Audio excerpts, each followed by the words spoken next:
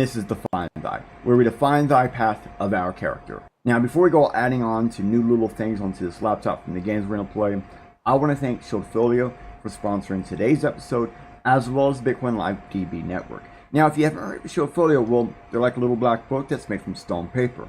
So they are going to be fade resistant, tear resistant, and water resistant. So you know the info and secrets you store in your little soloPAW will last and survive whatever you throw at it. I personally have a soloPAW, and I use it for my website, info, email, general contacts, passwords, crypto keys, among other things I want to keep offline and off my computer. So these little black books are pocket sized and ready to be by your side regardless of the adventure you have in real life or online. Now use the code on your screen, BitcoinLive20, to get 20% off your purchase today of the soloPAW's website. Because yes, they are available all over the place like Walmart and other things, but using the QR will take you to the website where you can use BitcoinLive20 to get 20% off today. Now throughout today's episode, you're going to see this little special little pop-up come in, and we're actually going to transfer the entire thing down there. So that way, while you're watching, don't be afraid to go ahead and scan the QR and shop while I play. And remember, use BitcoinLive20 to get 20% off today.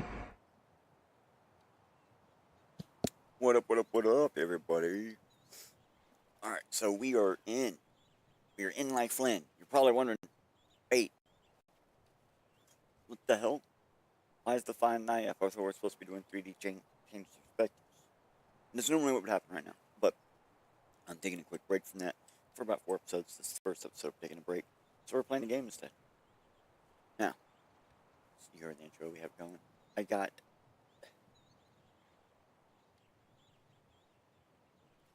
the chat up. I don't see. Okay, there's my end of the chat. Let's see. Where's mine at?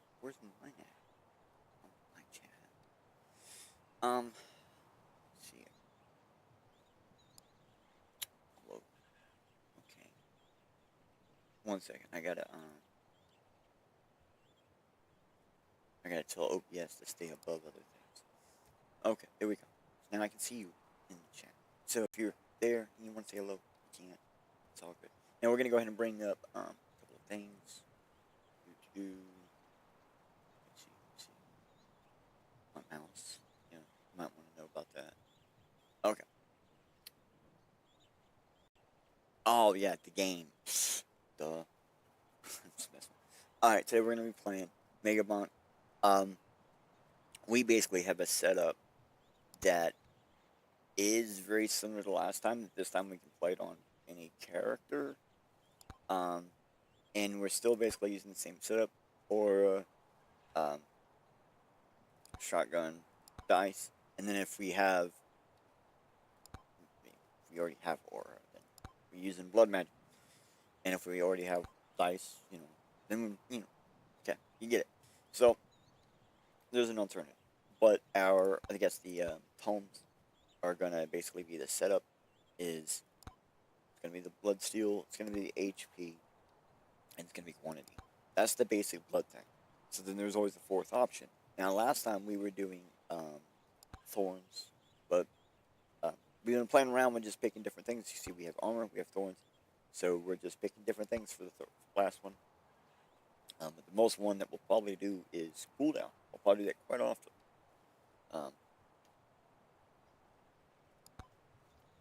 But we're going to get the music going.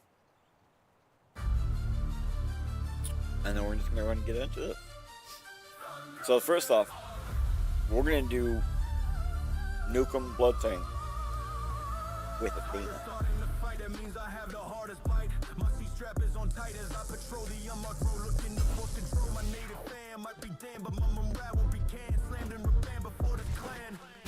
A scientist to build a second in command with a bolus plus a motor. I can make you think I'm invisible. I can punch you like a tank, it's unleavable. Like my shells don't blink, I'm inconceivably unstoppable. So survival back with a big biz. I never lack, but you tiger won't attack this stream. And my eyes on you ensures you stand. You're inferior and just now. Alright. I'm gonna wait for like this song at least to go. Hold on a second. There it is. Well then, why not?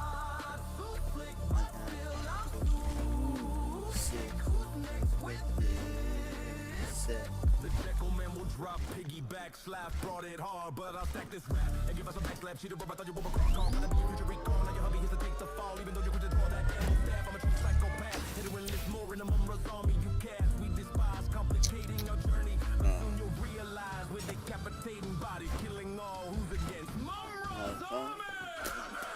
Can I back up? You're just trying to stay away from the dump, or do you want to be turned into a stump? I can hit 120 for real. My cause a red leak, so go ahead and blink. So I'm still keeping the same setup where we go to corner, and then we spiral to the middle. But you cannot win, so go live in the dark. Much of my time thinking, questioning, choosing, but it was consuming. Now I choose you to get a kick and return to your sky. Letters in the mom write letters and leave us be. You haters. Look who's on the track to help with some mumbling rats. Get not cat cruising on our skateboards, dropping smoke balls like zombie hordes, removing plugs from your skyboard. How was that kid scratch? To us, you're alright. Now let's take out the trash. Caterpillar's tail smoke to the eyes of cause your fail. Swing at me a little bite. Touch your head that I can use slick to get out of here. I'm older than lion, not a young punk cold. Unless you rise and living, then I have a tail. And I'm like 7, the only thing that should be is you cannot defeat me, Rick and Bass. And then you cannot find me. One down, one rolling back above me, slide falling all around me. My ball rolling just enough to drop you tough and rough so I can tie you down. With stars floating around your crown. Adikis the monkey in here did the big drop. Give you scared, your sky could get scared. Where would it look better if I wasn't always crashing, twitching and bashing, ape like the big fight. What else like dropping souls legendary to make my name legendary. I'm reversing vegetarian. Pick up some pickup range, just get that cooldown.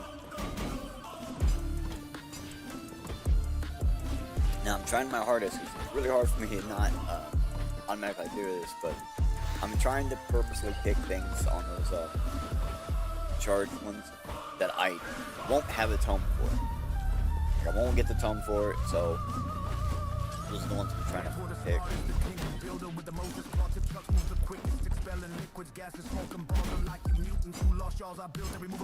I mean, it's the whole, it's like pretty much the whole Thundercats group. Everyone, one of the main characters, good guys. Not the main good bad guys, there's a lot of main bad guys.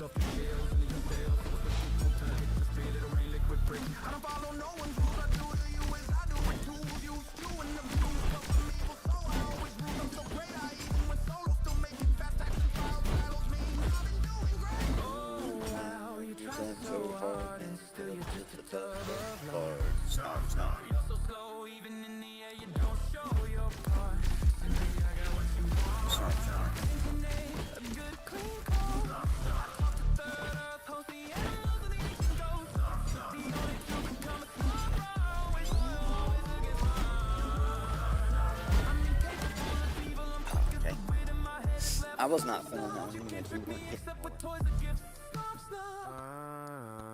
F it, let's just go with straight up Chad first. That's what it is. We weren't doing Chad to start. Let's go Chad.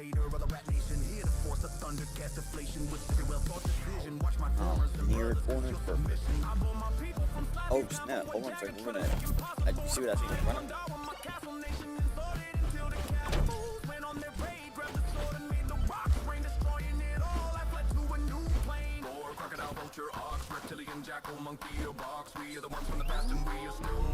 And to be honest, when you're doing a lot of running, having like your character either start at a corner or start with the boss portal near you, where you can see it or whatever, both of those are a good start.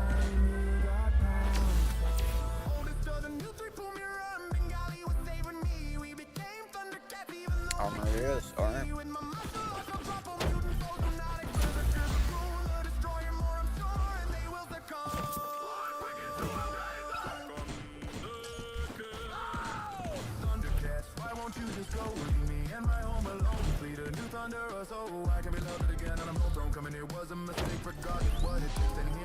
Alright.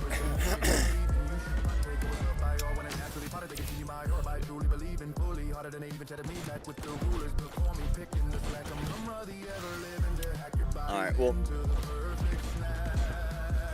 I know, like, I'm taking a break, trying to figure out where we're gonna go. Like, with 3D change perspectives, like, what's next or whatever.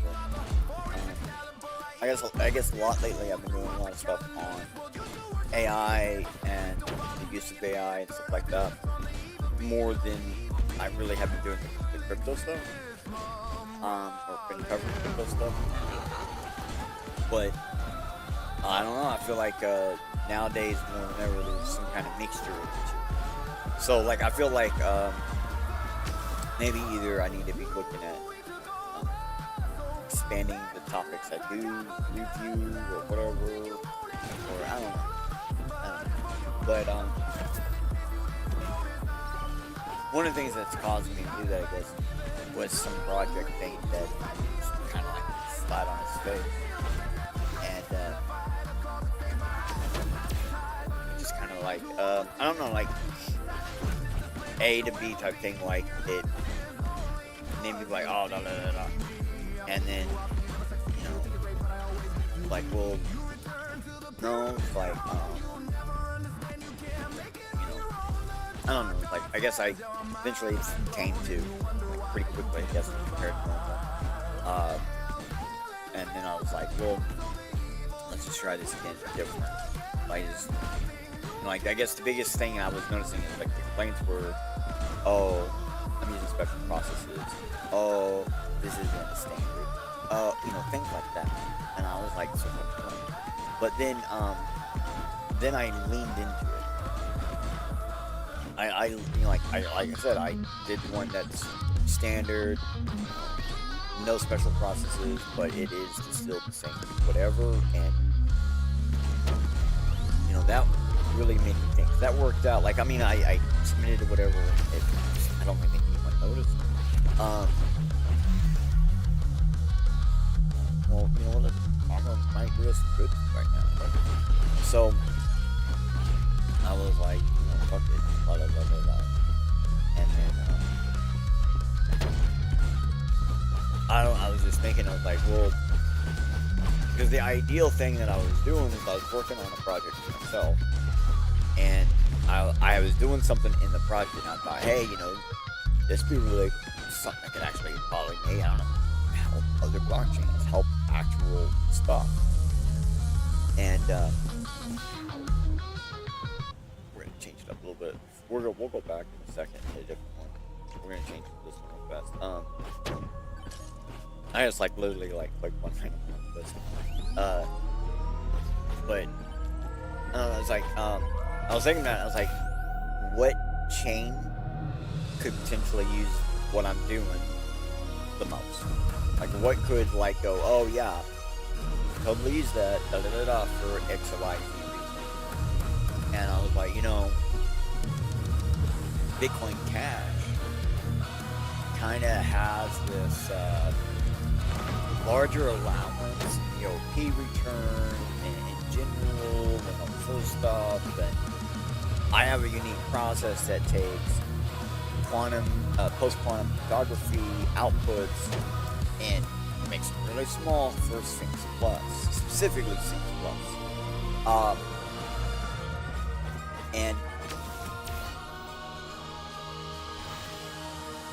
And so, like, I was like, you know, the size that my Sphinx Plus thing works at, the output is fully like it's like fully within size limitations for Bitcoin Cash, and that's a positive.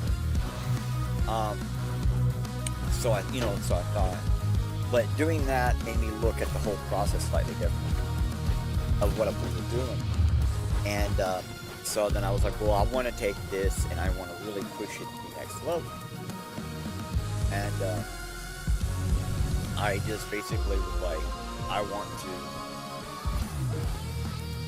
want to make this like top-notch. That's what I was thinking, and I want to use it for a video game. You know, in my perspective, post-quantum mechanics uses the most amount of,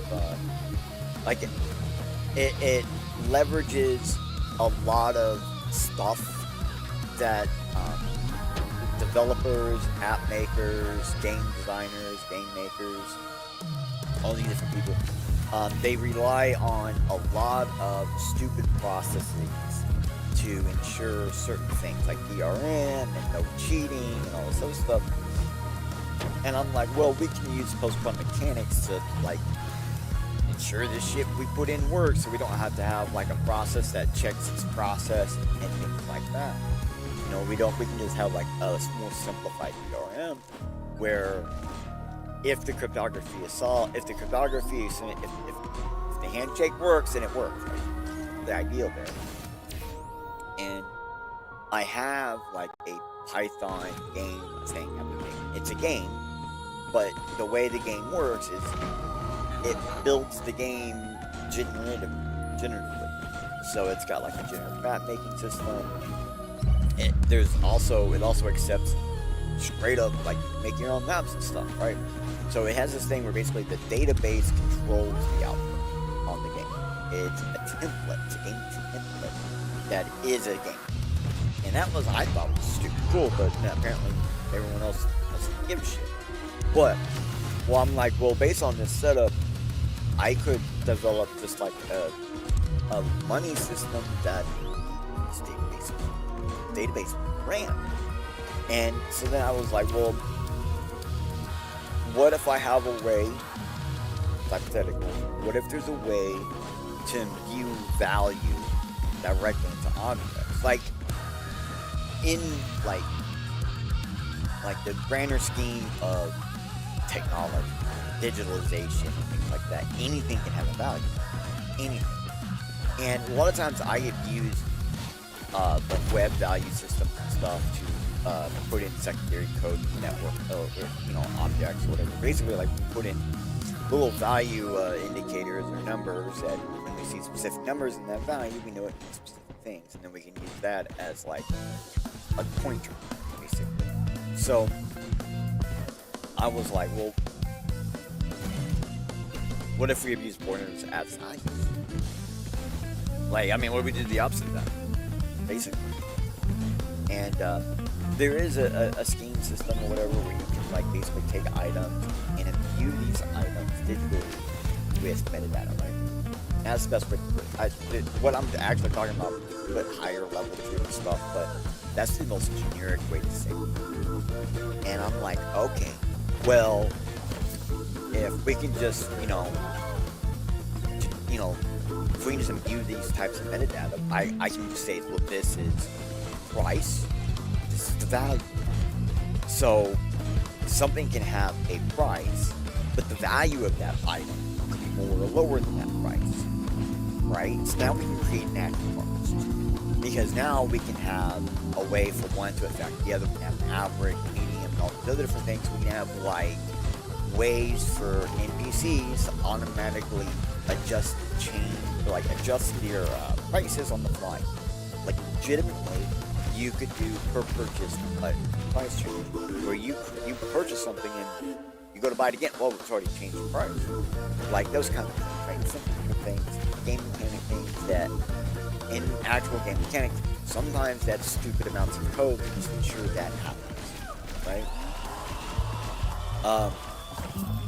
But with this, it could be built into an item, and then it's just a series. It's just math after that to figure out, okay, what is the actual blah blah blah, whatever, it's just math. And so it's like, okay, that should simplify some things. And so then I was like, well, in order to do this, I need to do one really specific thing. I need to be able to verify something. Like, I need to have some kind of zero proof system, basically. I need to, I've been working with false zero proofs for a while, 3 or 4 years now. So I was like, well, let's use this knowledge that I've been fucking with, and let's use real zero knowledge proof stuff. Let's like do some real shit. And so the ideal here is I wanted to be able to accept an offline transaction, okay, and be able to fully transfer the, create the transfer, fully up with UTXO and everything at the end of it, but I don't want either party to know anything about what's inside of anything. Like, you're not allowed to know anything. But at the same time, you got to be able to verify it, right? So that's always been like the thing in my mind. That's kind of like, I know there's ways to do certain things about this, whatever. So I kind of was like, let's really look into it. And we're talking about Peterson things, right? Like Litecoin, I think, like Hero, this, and I can't say I've fucked with them, but like in a way I kind of have. Like I can't explain it, but it's like there was a time where you could really fuck with Ring CT because of Peterson commitments, and you could falsify things and get stuff that looked, basically you could have a validatable falsified patch is what it came down to, and that's something that I always didn't like about Peterson. This type of technology with a possibility that falsified, like false verified stuff. Now, here's what up, bros, roadkill. Yo, my man, what up? How you doing, bro? How you doing? Talking about some stuff we're working on. We're not doing 3D change perspectives today. We're doing this. We're just gonna do this for a little bit while I get some stuff situated on what we got there. But I was just saying, like, I knew that there was this issue with people's commitment, so I didn't really want to fuck with it. No, now I'm like, I need to fuck with it. I need to look into it. I actually gotta do something, like, fuck. And I was looking into Falcon heavier, and I could see like this quantum mechanic Falcon thing. You can see Falcon was like broken. Like when I look, okay, like I got an episode of 3D Change Perspectives, look at it, whatever.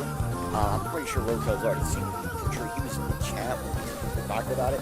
But I was like going over the three major QQC's pick, whatever, and the very first one was the Kyber one, and I looked at the specs of the Kyber, and I was like, oh, this one's fucked. They're spec too low. This one's so fucked, dude. Don't even trust this one. It's just bullshit. And it really is. Kyber, to me, is absolute trash. I hate Kyber. Sure, it does the job. Yeah, it's trash. I don't give a fuck who you are, man. It sucks. Like, when it comes to, like, hashing and stuff like that, the cryptography part of it, it's solid, but it's simple. And that, some way you can say, oh, well, simplify is the way to go. Sure. You're right. I love simplified technology. It's why Bitcoin rules, blah, blah, blah. Little things.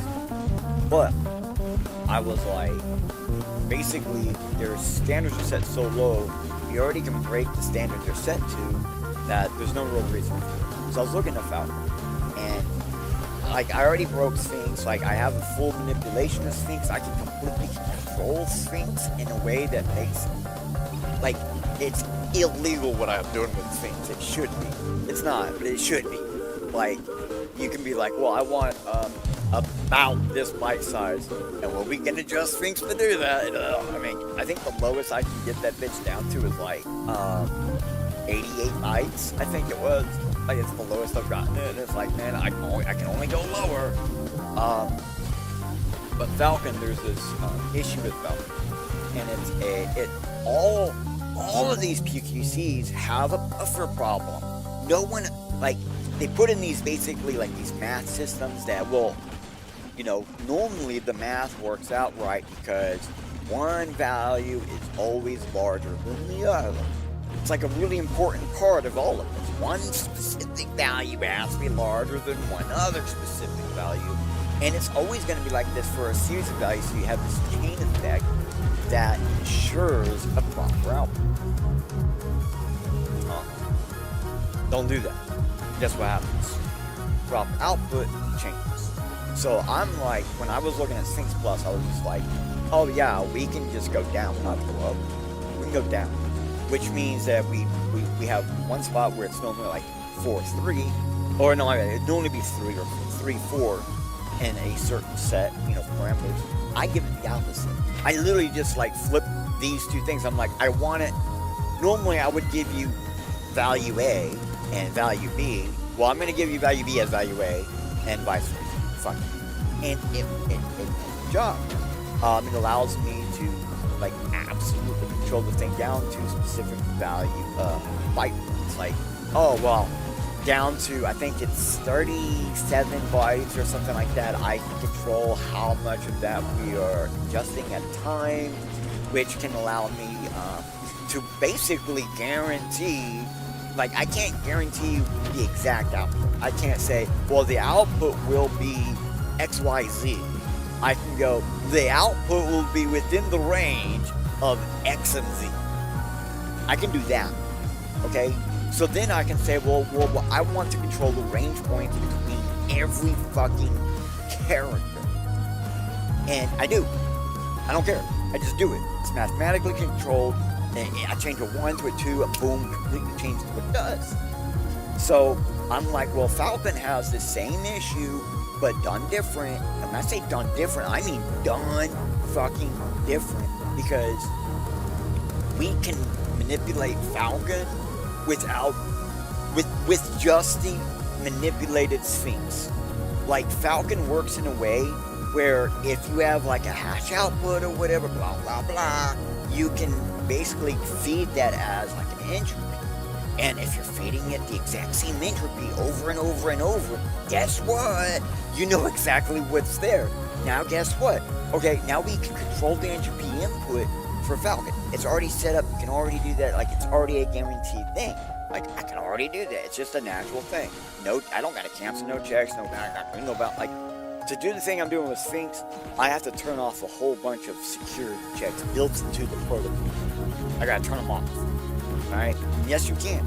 I know, like, I was in a fight with somebody and they kept yelling, you can't, it's in the protocol, you can't take it off. And I was like, yes, you can, it's a 1 or a 0.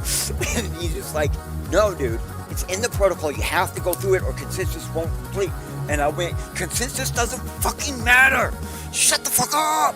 And see, that's the thing. A lot of people in blockchain, a lot of people in cryptography, fucking stupid about. They're like, well, consensus says, guess what? I don't have to follow consensus. Fuck your consensus. Fuck your NIST, fuck your standards, blah, blah, blah. I can just do this shit on my own. And that is what we're doing. I'm like literally just telling the program, fuck your consensus, do what the fuck I say. When every time it expects a 1, I give it a 0. Every time it's like, oh, at this point, I'm expecting A, B12. And I'm like, nah, it's actually DF22, bro. And it's like, but I'm not supposed to accept that. Well, you're gonna accept it. Alright, you got it. Let's go. And we just keep going. But like, so I can just tell Falcon, okay, here's my entropy, here's my entropy, here's my entropy, here's my entropy, here's my entropy, here's my entropy. And it's the exact same entropy. I just have to remember how many times did it take to do that. Now, anything I put inside, anything I put in here, when I sign this bitch, I'm gonna get everything. And if the thing I'm looking for is the entropy, okay, maybe it's not in plain text, maybe we do a couple of things to it, and I have special wrapping procedures for this types of things. I mean, I invented my own hash compression system called SPXQEC, and bitch, I went back to the drawing board on this. I've been talking about for years I'm going to go back to the drawing board on this, and I went back to the drawing board on this motherfucker. Dude, like, oh yeah, I'm not even bonking, but dude, oh man, I went to the drawing board, I redid SPX, I thought about this long and hard, I got an A on my side, and I was like, hey, blah blah blah, and it was like blah blah blah, and I was like, no, I don't like that, but I do like the ideal of that. And so I really fucked with it, worked hard on it, and came out with an output, and we are ridiculously, like, I think previously it started off at like 50% compression. Sometimes we hit 90% compression automatically one pass. And this is a multi-pass setup where we can pass this shit through it like multiple times, keep compressing. And now I'm like, whoa, single pass, nearly 90% compression. I think it's like 88, 89% very first time. And then the last time I ran it, I think it was 91%. And I was just like, dude, like, Falcon is perfectly designed for SPX QDC. Like, for superposition text, quantum, entanglement, compression, it's perfectly designed for it because it uses a ton of pattern-based repetitional output. Well, what do you know? I have a specific way to map that shit to a generic principle. Like, remember earlier I said protocols don't fucking matter because you just tell it no. You just give it a 0. Fuck it, right? Well, a principle's a little bit harder to do that because, well, it's like, okay, it's like this. Protocol, you tell it no, it says okay. Principle, you tell it no and it says, well, hold on now. You get what I'm saying? It's slightly different. It seems the same, but it really isn't. And so I was like, you know, how do you mathematically make something a principle? The same way you do a protocol. Order of operation. So then I had to figure out, okay, well, how do I ensure the order of operation? How do I do this? How do I do that? And that was when, you know, I went to the AI. And Brock was like, well, we got this thing here. You got this here. We can just do this there. And I was like, that's stupid. You're going to talk about inflating, you're talking about using swap tokens with inflatable swap tokens? Are you stupid? Right? That was my whole thought there. I was like, what? Basically, what that means when you have swap tokens, you're basically saying, I want to put this in place of that, and they have the chance to inflate. Well, that means that you can randomly take out like 4 characters and put in 60. Like, you can actually make it large accidentally. And because this is being done like dynamically, randomly, on the fly, you know, you can't tell. You would have to like go by hand and check shit, and it takes a long time. Hang out. Well, I mean, put it to you this way. Falcon is so broken that you can take predetermined, free-form hash of my hybrid Syncs Plus with it's 105 byte output. We take the first 93 bytes, and then we do something with the last few bytes, what we call a view key. And we would do something like that, and we can basically, that alone fucks with it. That alone fucks with it. And when I say fucks with it, man, I mean like, I was wrapping stuff in Falcon where you didn't actually need a key to open it. Like, okay, this is solid cryptography. We're doing an actual handshake and all this other stuff with post-quantum mechanics, post-quantum cryptography, and using not even like standard classical cryptography. We're using post-quantum cryptography, like straight up all the higher end shit. We're shaking 256, we're SHA-3ing, we're doing all this super stuff that's supposed to have like super secrets and stuff, and then you can't, and limited hidden reveals and all this other stuff. And I'm like, why am I able to sign with this and just unlock it? Because I have a preform patch. Like, I was literally using this preform patch just for testing, okay? Just so I didn't have to put in the key system right away. That was it. And it accidentally showed Falcon's fully broken. So if you were going to use Falcon by itself, it's already broken. Sorry. Actually, now thinking about it, there's someone on Twitter I need to hit up and say, hey, you might want to watch this video. I kind of generically accidentally explained how Falcon is completely broken. Because I could create signatures with it, wrap shit up in it, and do it in a manner where I was able to, I had to think for a second, I'll look into that one. But I had it, I can do this in a manner where I can actually open it just without anything. Actually, I don't need anything to open it. I only need the preformed hash to create a problem that allows me to do this. And it's like, that shouldn't happen. But the problem is, with post-quantum mechanics, is it's using something called lattice seeding or lattice cryptography. It's basically like, the whole ideal is, well, you're doing diagonals, and if you're doing a diagonal, it's a up and down in order to do it. And I'm like, okay, I look at it like this.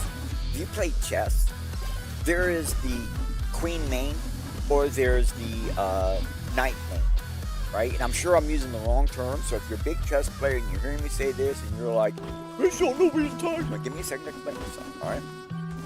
So, there are some people where they do a lot of their moves with the queen, or they do a lot of their moves with the knight. And the reason why that is because almost any move a queen can do, a knight can do. One's diagonal, one's left and right. Now, in this scenario of actual chess, there are some caveats, because a knight can't just go one up, one down. It has to do one more than the other. One has to be more than the other, right? And in lattice cryptography, it's like one has to be double than the other, something like that. And a lot of times, well, that's where the fault is at. If that's a rule, right? It's a protocol rule. Well, I don't have to follow it, right? Well, if I don't follow it, guess what? Now your entire thought process, your entire system just broke in my hands. And a lot of people go, well, the point is, you know it, they don't, da-da-da-da-da. And I'm like, okay, here's a NIST standard pick saying, how did I open it without any keys when I'm supposed to have keys? Because it has repeating entropy? That don't make any sense. And to my mind, still, right now, this makes no sense. You know what? We're going to play as a pink bush. So I think this pink bush, did better on this stage. I can't remember. But the idea is we are going to use this Nukem blood tank with as many characters until we find one that works. Basically, this setup is a good setup. It allows you to adjust your build per character to have a good flow for whatever you really need. Problem is, it's really hard to start. That was the whole point of the Nukem build, was getting the Nukem build to that point where it does what you're wanting. It's really fucking hard. Like, you gotta get your main weapon up to like 8, you gotta get all this other stupid little stuff. It's actually really difficult. And so I was hoping this would make it a little bit easier, and in my testing it did make it easier. But it's not much easier. And keep in mind, we are doing a hard stage. Not good at this stage at all. And we're doing that on purpose. Gotta get better. But, yeah, so...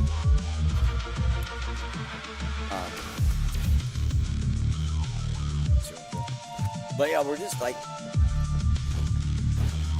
stupid stuff. But now we're at a point now where, okay, I have this stupid project I'm working on, right? And I'm like, okay,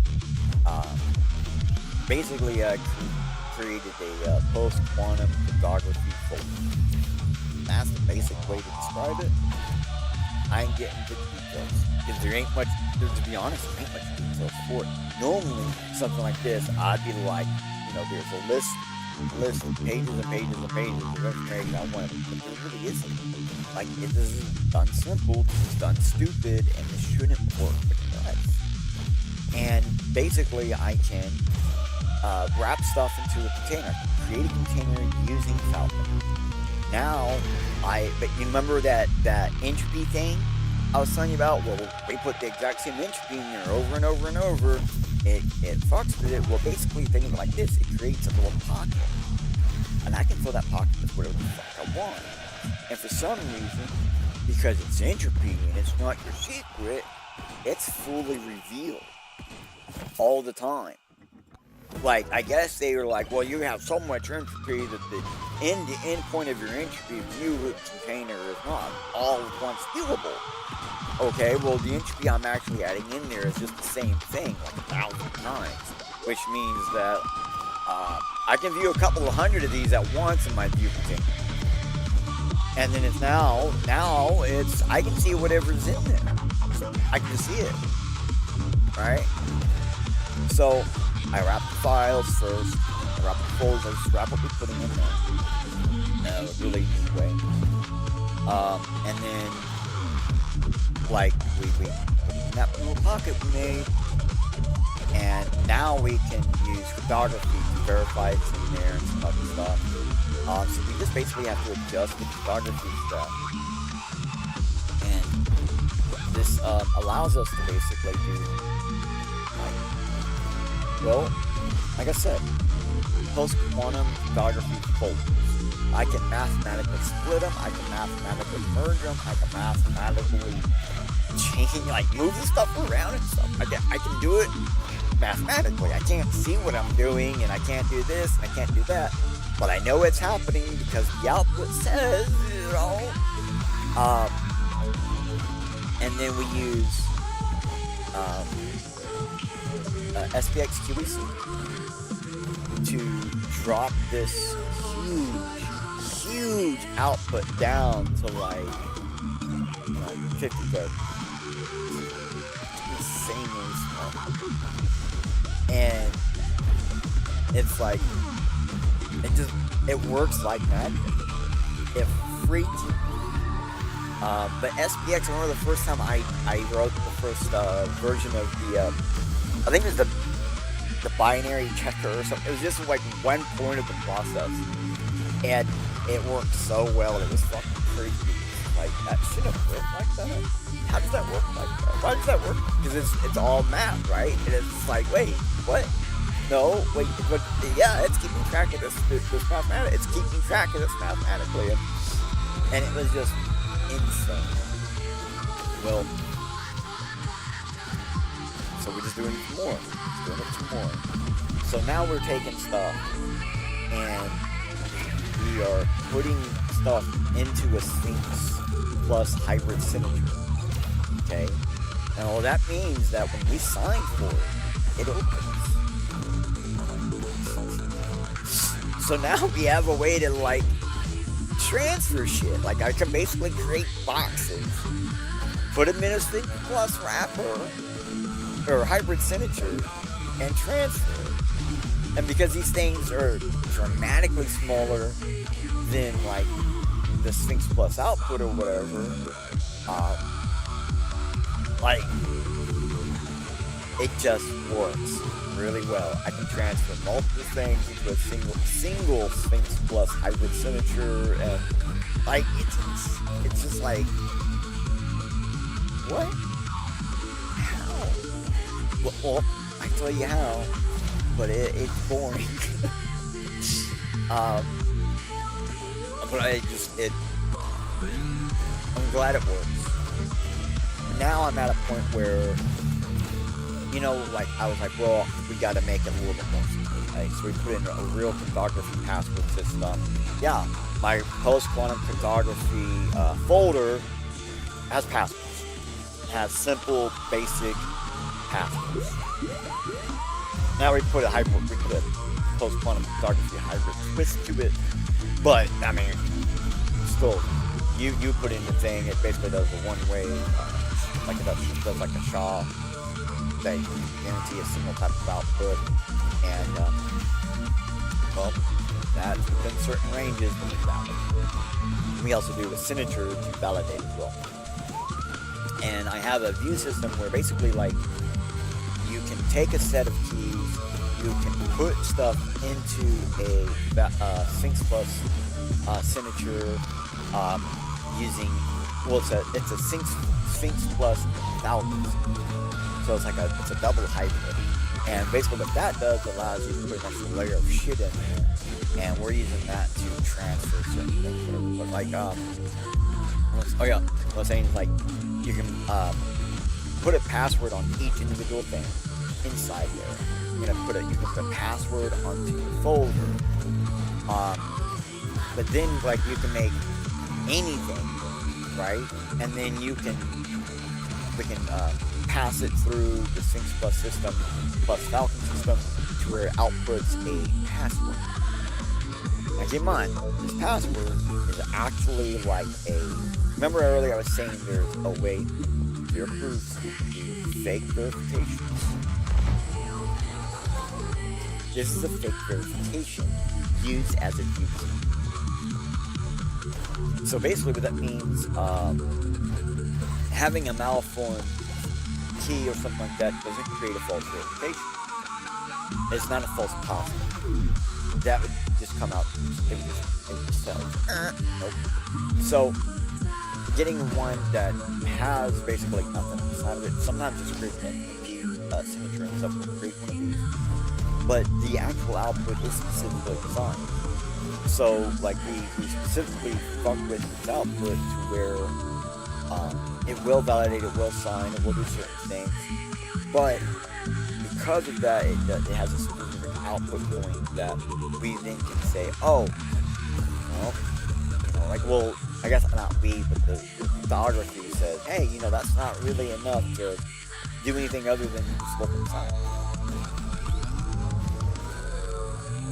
So, like, we can do stuff like, I can send you anything.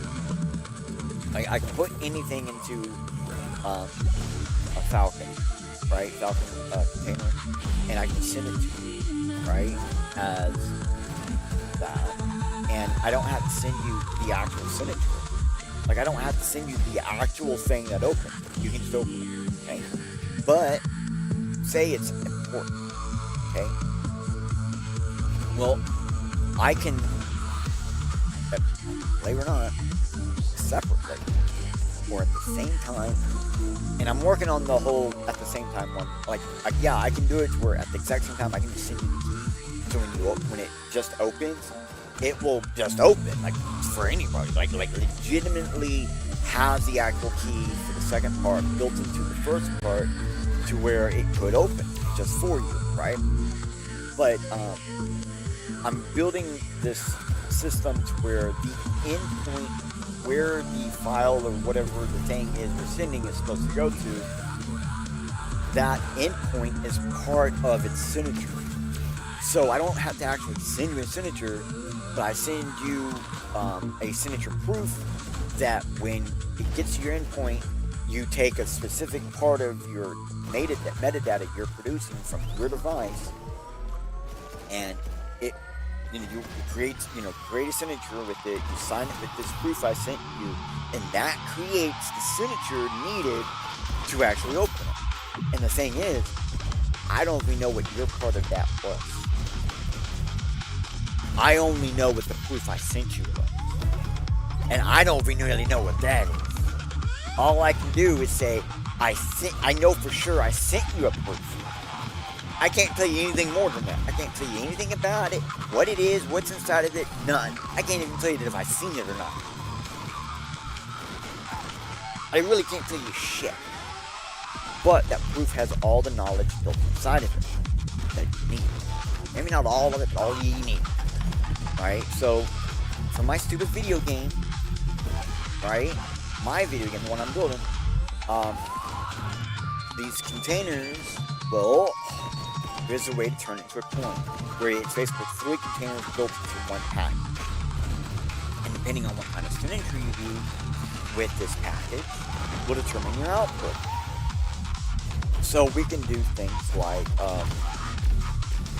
we can create role key signature types, where, I can sign in a way that allows me to have a role 0, the master role, or role 22.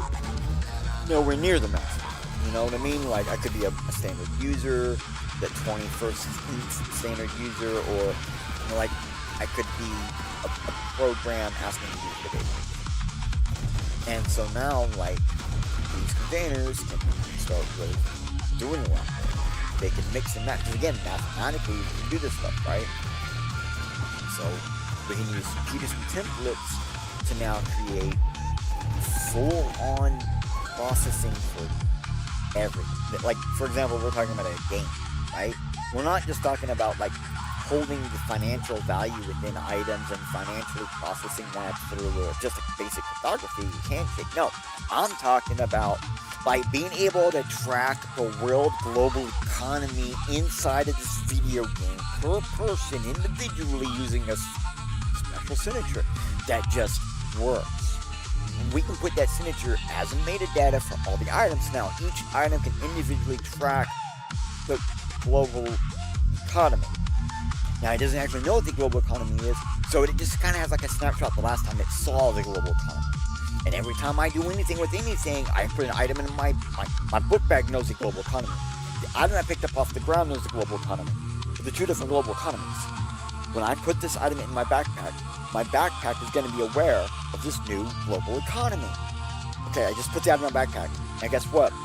My backpack and my item just updated the global economies from each other's basic, and they create an average and the output, and they have two different outputs that generally get closer to the same.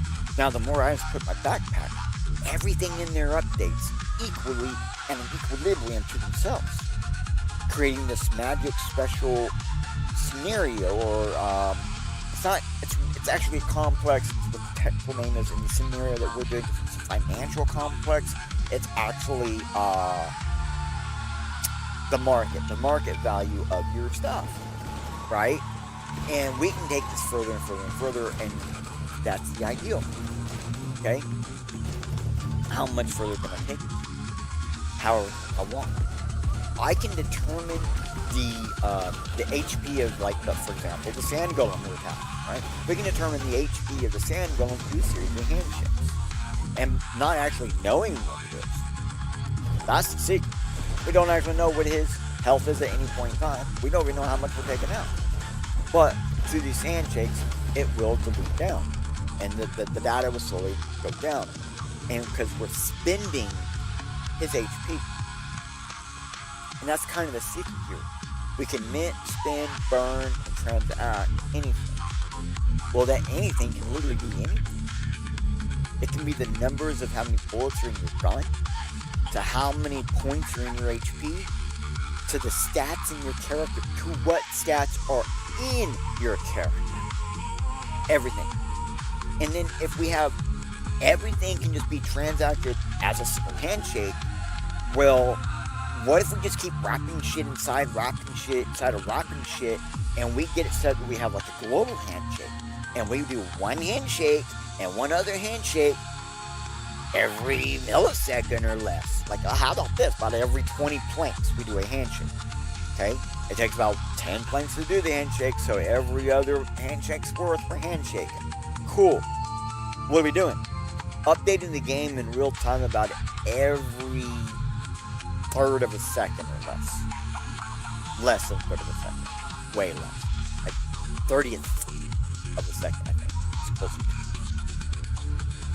It's like insanely fast, and it fully updates everything. I'm going to play as Clint. I think this guy's one.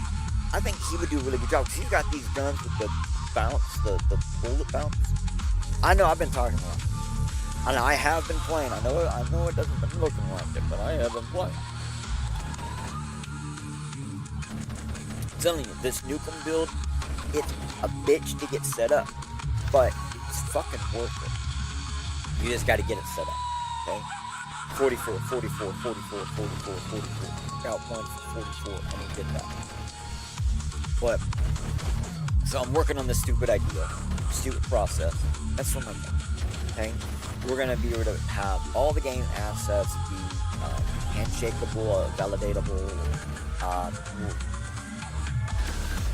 I'm not sure how far into it we are. Well, I have a program. I think it's already on GitHub, QC assets or something like that. Yeah, it's already on GitHub, QC assets, that allows you to basically take anything and turn it into a validatable, handshakeable asset.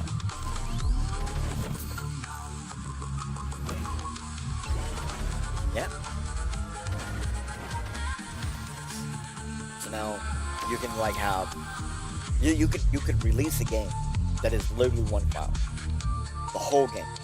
One file. Okay? Now I know some people are probably thinking like, so what? You know, you do something. Try it. Built-in DRM, but you don't need an actual DRM. You can do all local handshakes, all local processing, and have a as-if online experience. we can reduce the amount of actual internet calls dramatically by having free-form hashes and having these systems, this wrapper system, and this specialized container thing, the Falcon entropy error, the buffer problem, right? We're just abusing that buffer problem to such a high degree that it fully breaks the system. Now, I've probably said it like a shitload of my life. I am not a fan of like quantum mechanics in general. I'm not a super fan. I love it. But like when we're talking cryptography and stuff, I believe that there is a reason why classical cryptography is being used the way it's been used for such a long time. It's really fucking good. Okay? It is. It is really fucking good. Okay? It's just this simple process, and again, it's one of those weird simple rules type thing. Right? And I am now doing, like one of my hybrid signature, for example, it is a combination of classical cryptography and post-quantum cryptography. It's like, really is the type of signature that we do with that. My hybrid signature, it's in the middle. And I had a couple people like really trying to ditch me out, calling me basically saying, well, this kind of breaks the idea of post-quantum mechanics and blah, blah.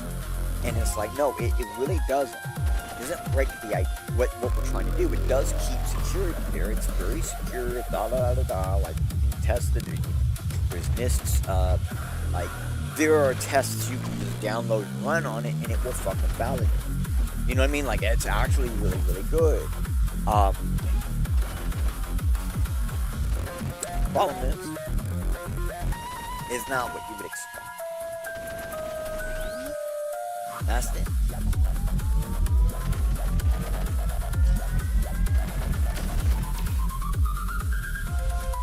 I really like this song. This is a good song. Control plus dance. 218. I never did get that one from 44. Or did I die? Did I already die? I might have died. Yeah, I died. I see that. But yeah. I'm only spending so many hours per day on the build right now. But I will admit, I probably the last 3 days in a row I got 3 hours of sleep a day. Even like to the last night, I got 3 hours of sleep. Because I've been just going so hard on this fucking thing. Like the QTC asset thing, it doesn't have, like I said, like it doesn't have the photography, it doesn't have all this other stuff. It has different stuff, homebrew type stuff. Oh, I picked the wrong thing. Well, we gotta live with it. Okay. And yeah, it's just been insane, and I'm wanting it to get it done. To be honest, I was trying to get it. For some reason in my brain, I was like, oh no, I'm gonna get it done before Monday. And to some degree, we're getting a lot of stuff done on it really fast. And I say we are. I'm getting a lot of stuff done really fast. I'm actually super slow at coding. This is something a lot of people don't understand. It took me 2 years to code SPX, and it didn't work properly, right? Now we have a version of just the compression system that not only does it work like perfect, it works better than ever. Not only does it work better than ever, we can even change the base. Like, I now have a program that just does the quantum entanglement compression system. I have a program that just does that. And like I said, I can change the base of what we're dealing with. So we can go from like binary, trinary, any kind of base, all at the base 92. Yep. Now, to be honest, this system is designed around base 91. So using base 91 as your base on this will result as the very last value being exactly 1. Oh, yeah, good idea. How do I still not have... Oh my gosh, it went up.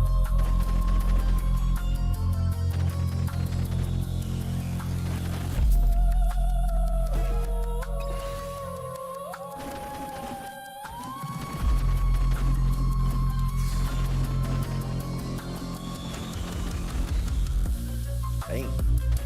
Barely missed on that one, huh?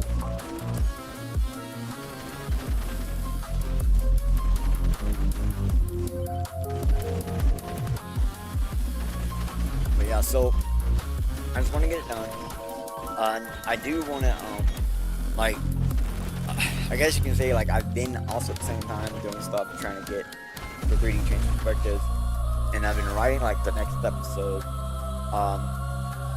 And I'm not saying I'm writing the next episode. I haven't actually been writing it. Normally when I write an episode, you know, I have a notes page, and I'm writing notes, and I'm writing stuff down, and taking stuff, and get my links, and I'm not doing any of that. What I mean, like, I have an idea of what I want to do for the next mini-series. I've been liking the idea of doing, like, a little mini-series within the show, so I'm thinking that's the direction I'm going to go. But that way, like, I can control what the mini-series is. But I guess you can say I have an idea of what the next mini-series I'm going to do is, but I don't know that might change my studio, because I use the digital studio, avatar, I'm going to change it up. I've been thinking about changing to using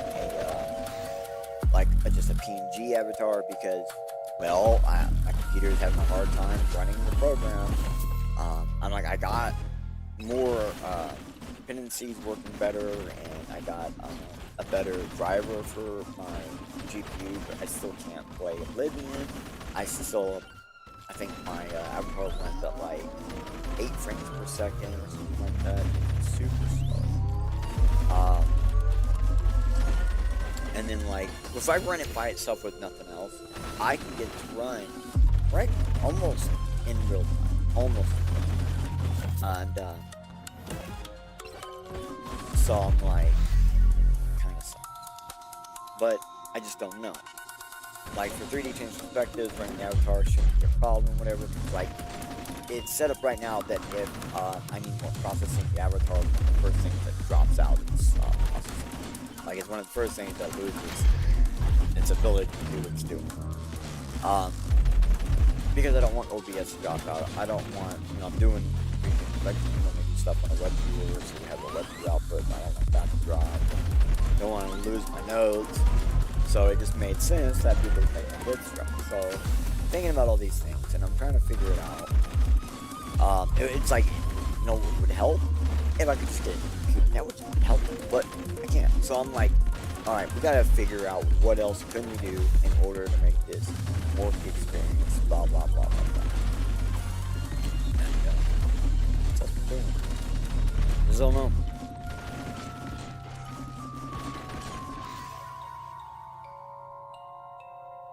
Cool. But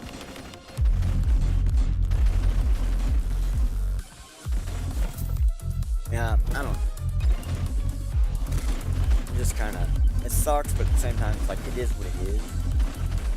Like, the part that sucks is that I just have to go through this work. Gotta figure this out. I don't really know what the end result is gonna be. Normally, I have, like, an ideal of something. I don't have a clue. You know what? I'm gonna get Thorn to keep pushing it on me, and I got all the wrong stuff this time. I'm just gonna do it. We got the completely wrong setup, but I ain't gonna lie, it's been kind of, it's been doing the job. But we're good ways into this one. Holy crap, we're good ways into this one.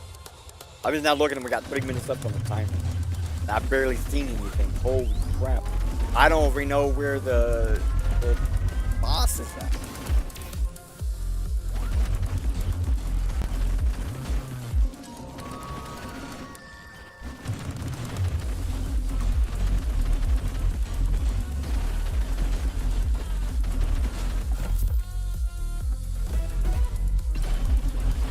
And well, one of the cool things is, like, when I've been doing my training on this game,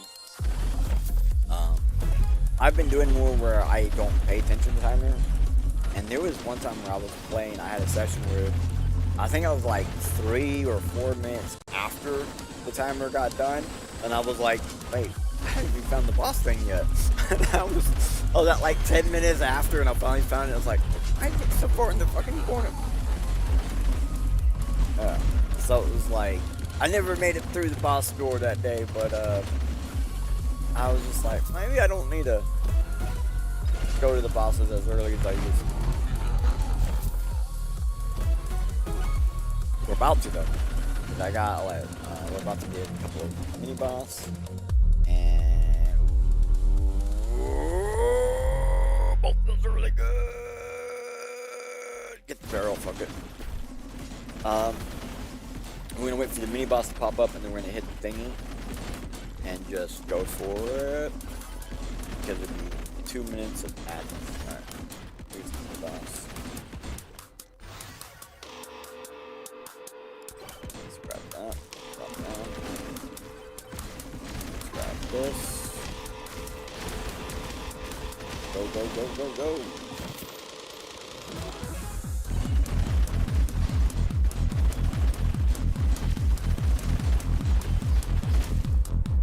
That didn't take very long.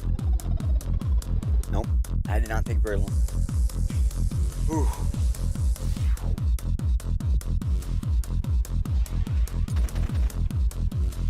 I mean, I'm not gonna lie. I haven't smoked a single one yet. I normally have already smoked one by now. But I just been talking. I was wanting to get it off my mind. I really appreciate for anybody who sat here and listened to me kind of go off about this stupid stuff, like post-quantum cryptography and stuff. But like, the thing that I like, I love cryptography, I love quantum mechanics. I don't like the way people look at post-quantum mechanics. The concept of lattice cryptography is neat, but at the same time, it's stupid. It isn't logically actually new cryptography. Okay? You're taking more steps to get to the same point. Like, we can take classical cryptography and just increase its entropy point and get a similar output as post-quantum cryptography. I honestly think better wrapping and better layering of cryptography is the true way to protect against quantum mechanics. The problem is, I can't get other people to see it that way. Other people think, oh nah bro, it's the stuff that all these really smart math people say it is. And I'm just some idiot that likes playing with numbers, likes putting stuff into hashes, and I make all my own personal hashes, and I just have fun. I don't give a fuck about what the smart people say. I give a fuck about what my outputs say. That's the only thing I'm going off of. I'm going off of the output. Fuck what the smart people say, man. I'm dumb as fuck. And I'm doing stuff that people have told me is impossible.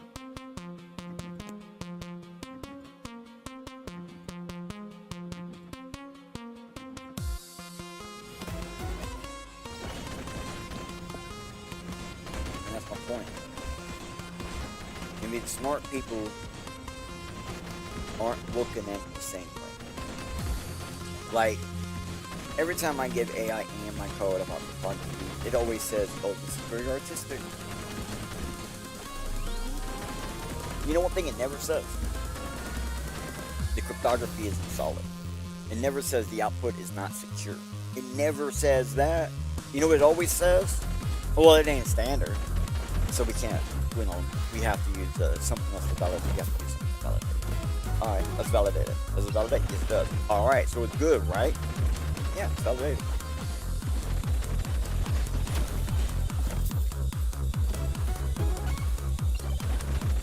I really like this song. This is like one of those ones where I was trying to redo a DJ Akira song and mix it in. Like, trying to redo one DJ Akira Tokyo 2000 mix. And, like, as an homage, because I really love those songs. And then I mixed it into what I was already doing. And I got this output. And I got a couple of songs like this. Really enjoy it. So it's like, fuck, keep it. Now, you guys see that? You guys see that? Like, I keep getting that. It's a artifact. It's a it's a GPU artifact. I've never had that before. And I don't know if like the payload workload of the game is just getting so increasingly difficult that my GPU is starting to fail, or is my GPU just starting to fail? Like, I know like my vapor chamber's already been fucked for a long time, like a couple of years now. So like, I do know like I have cooling issues. We have like I have ramp and stuff, but like we got stuff to help with that. We use a metal body to help. So basically help with that as well. And we do a few other things. But maybe a cert did not be enough.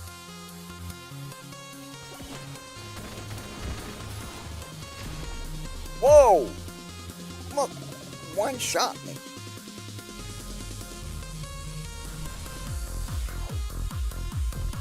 It's like one shot me.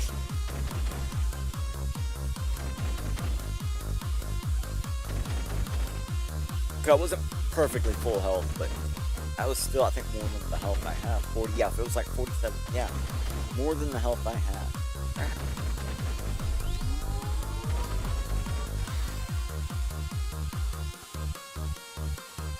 This is why we gotta get armor or something, man.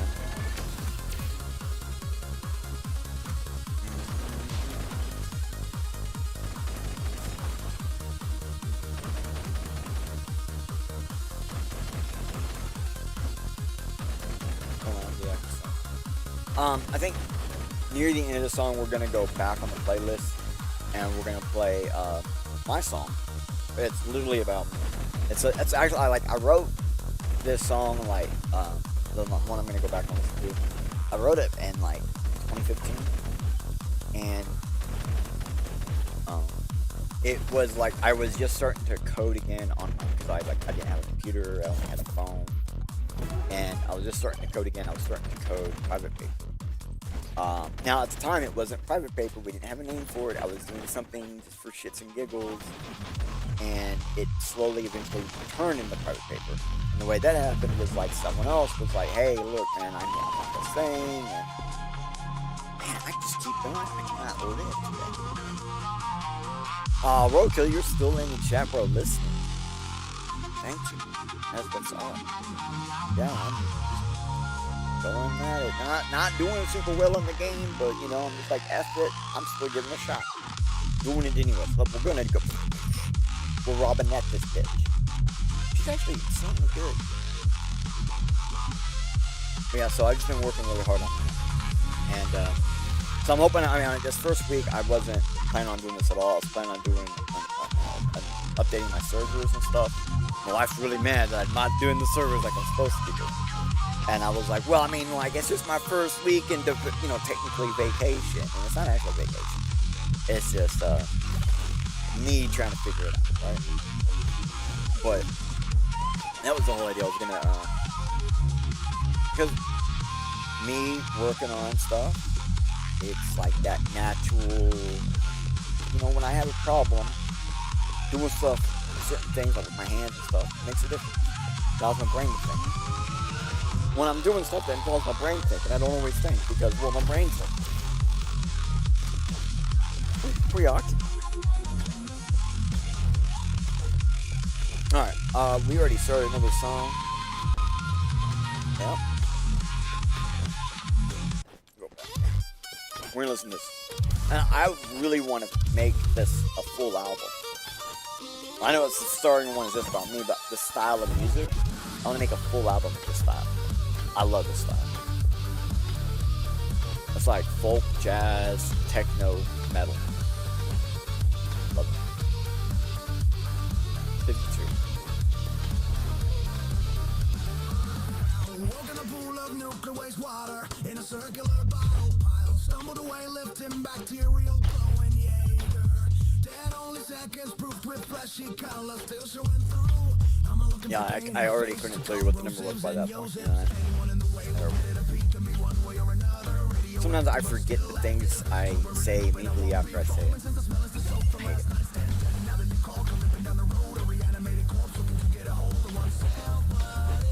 But it is. Learning could be more, but terror breaks the horse. Remove the resistance and shuts their doors.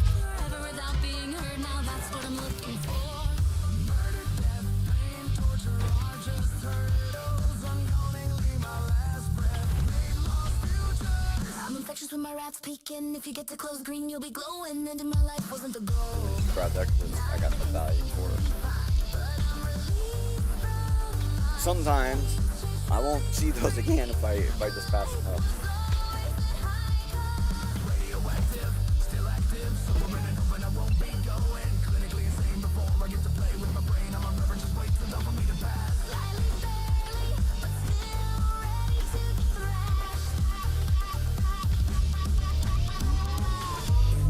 With a deadly touch, Jaeger wasting and there was an electric hush. Finger racing machine. What happens if a necro longer touches the digital screen? What happens when Jaeger pours a lost the mind? It's alright, I'm just getting my hair. Get my own fucking hair.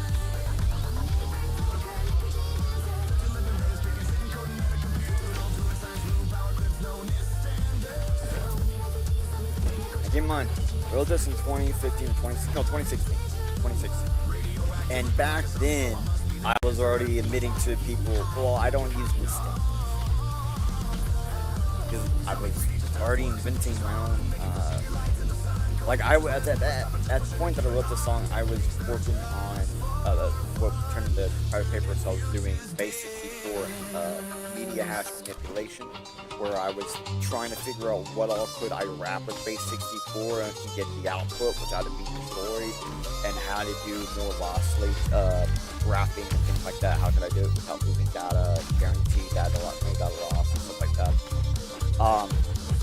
And I was fucking with the checksums, and websites kept telling me that I wasn't something didn't follow the standard, and it would pop up and say, oh, you gotta be careful, blah, blah, blah. And so I was like, well, fuck that. Fuck your nitty. Well, I'm still saying it. Okay, look, I'm getting my ass handed to me. Get my ass handed to me. But hordes breaks walls, remold the resistance and code out the doors. Locked up forever, but finally being heard now. That's why I'm talking for.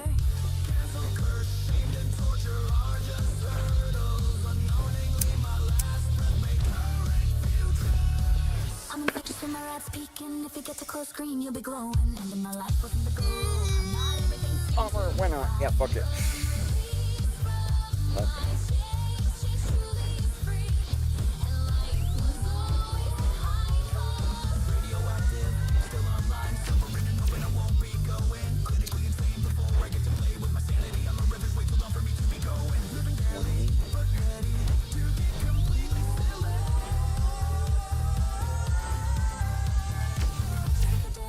Shaker wasting, drizzle than there was an electric hush. Finger wasting machine, I can drivel, cut a judging machine.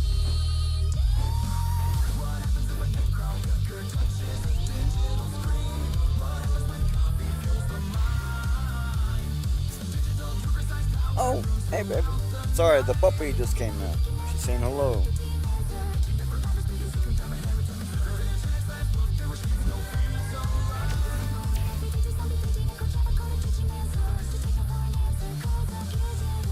Puppy wasn't letting me sleep last night.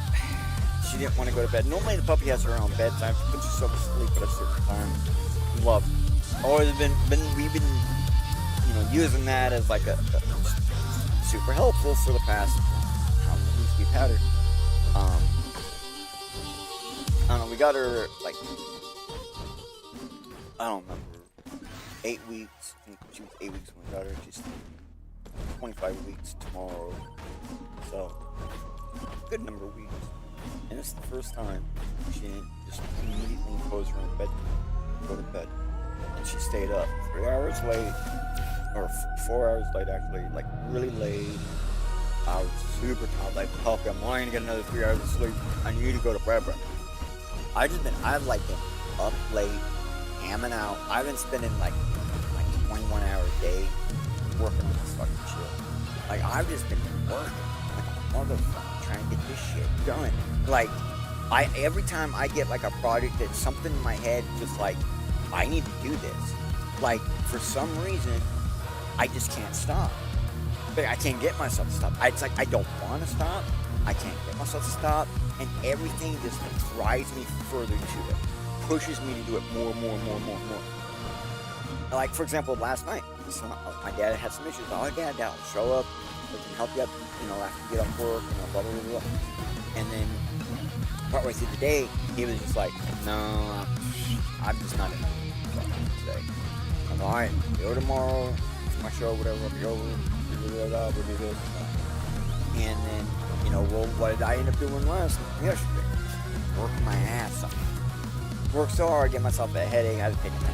And when I say take a nap, I couldn't even take a nap. Dog wouldn't let me take a nap. I ended up just like rumbling and messing with the dog, hugging the fuck with me the whole time.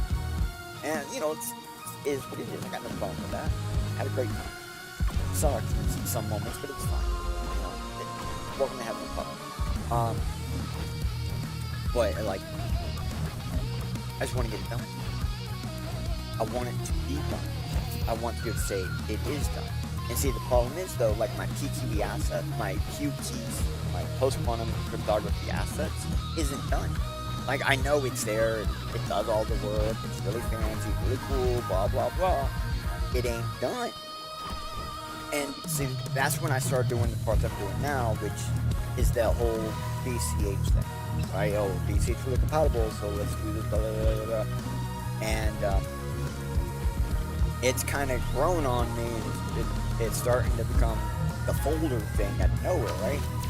And, but I'm like, if I get this done, and I can put back in, I can put this in QT assets, or QT assets, and then basically, because, you know, the way it's basically the same program, I just have to adjust a couple of things, and then it should just work.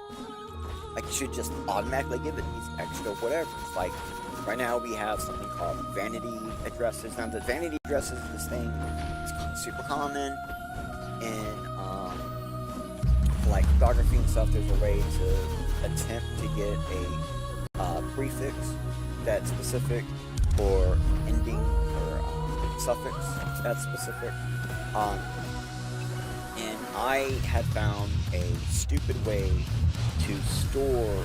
Remember I was saying earlier, we need to know the number of loops of how many of these exact same entropy things are built and put into the Falcon or whatever. Well, I found a stupid way to hide that inside of vanity addresses. So, like, you can put in whatever front you want, and we can secretly hide in a check system inside there. And so that's what we're doing. And so it's a little bit different.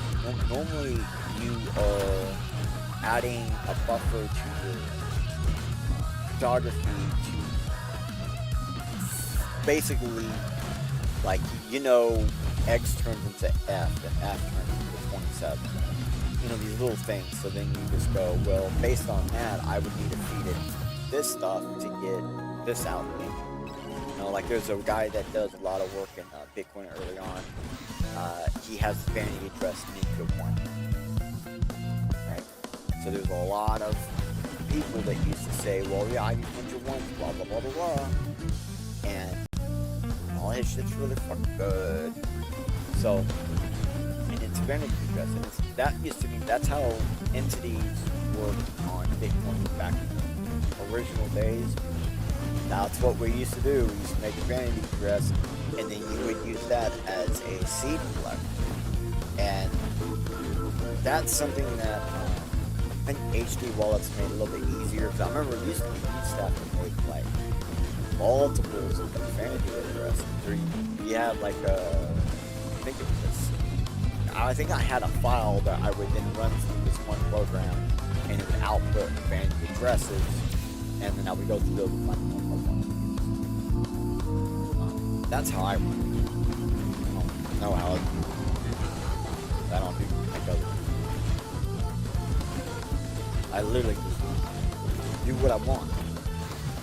Literally. When it comes to cryptography, it comes into digital security, like, I know this isn't the way to do it, but I just do whatever I want.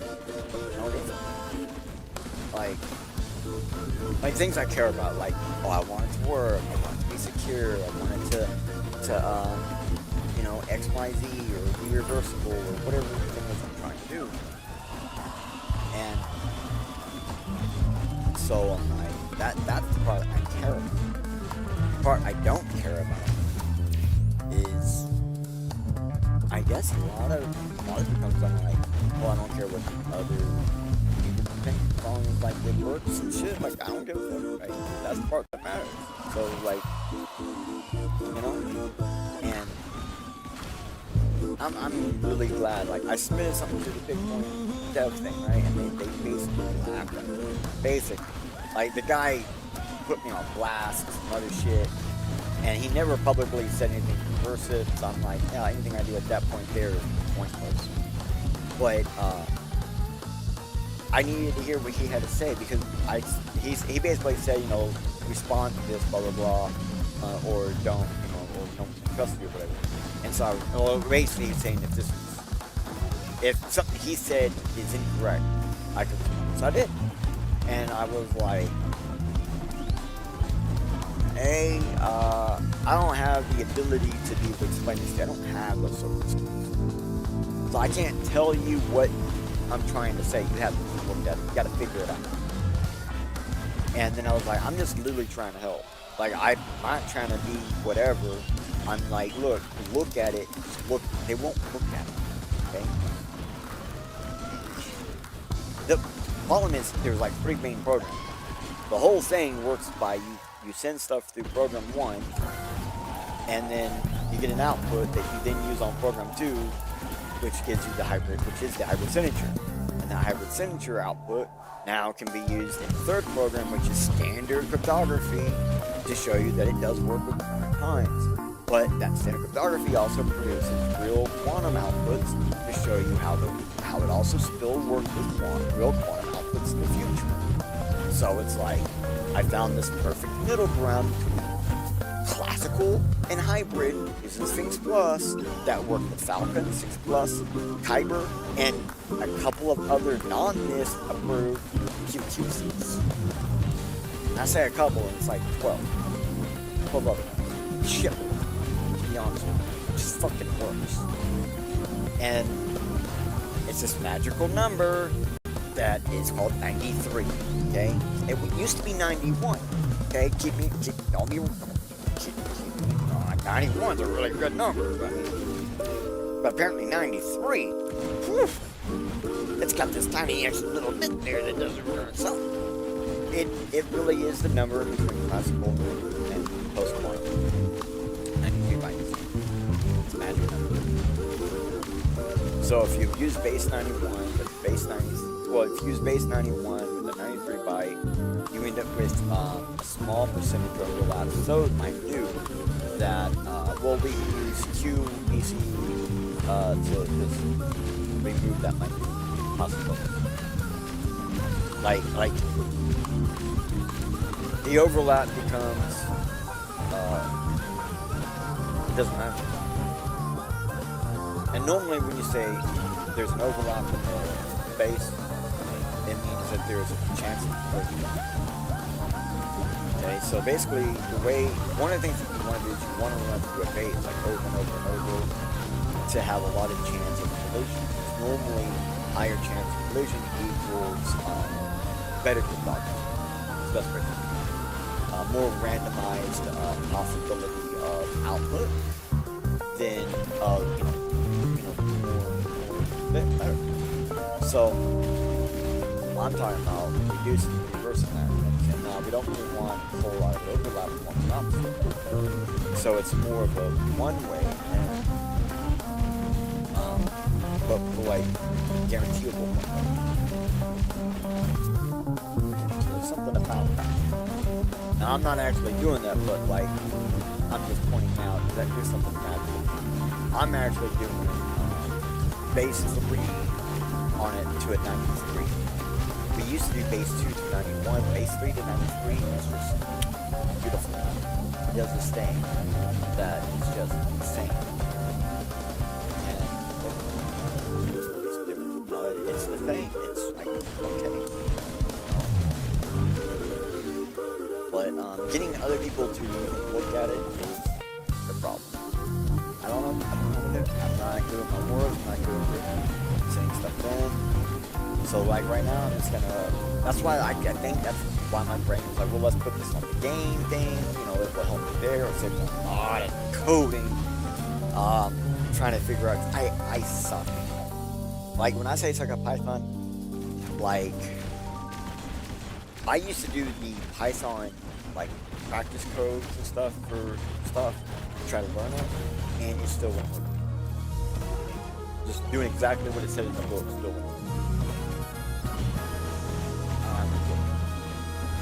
And, so, like, I'm, like, doing stuff with JavaScript, giving it to an AI, and I'm like, now I need to put this in Python. And that's fucked me over a couple of times. Because it's like, well, I can't really, I don't know, I might be able to read part of it, I might be able to understand something, I might even be able to follow large portions of the code. But you know what? I can't actually read the code, I can't actually validate the code, I can't actually guarantee the code. Because I don't know Python. And it's written in Python. So, the game. The whole game thing I'm making, I have to have AI writing it. I don't know how. Like, I can do it in JavaScript, but then it's not going to be as secure or as... And I say that because we're doing a game. There's a lot of game mechanics that breaks the security inside Python. Including sideways processing. It basically takes the security from Python and makes it none. When you sideways process, you actually dissolve the security inside JavaScript almost completely. That's why normally you need a sandbox a JavaScript process before sideways. Holy crap. These guys are not going to let me go touch that little thing and get the box. They're really not going to let me get that box. Like, I'm like, hey, let me go touch the thing. I've been trying to get that thingy for like a minute now, man, bro. God damn. These guys really don't like it. Okay. Alright. I'm screwed. I am so screwed. I am never going to, I don't know. Well, you know what? This run is a little bit different. We're getting somewhere, but we're not getting anywhere because I lost the ability to control which direction my character goes. Alright, we're no longer controlling where we're going. I'm trying to get the box on the wall and it won't let me. Let me get that box, bro. Well, I want the box, man. Come on, how about you?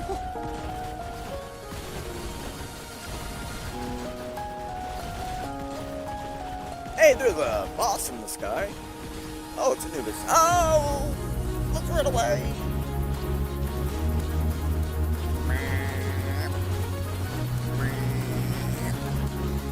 Bam! Ah!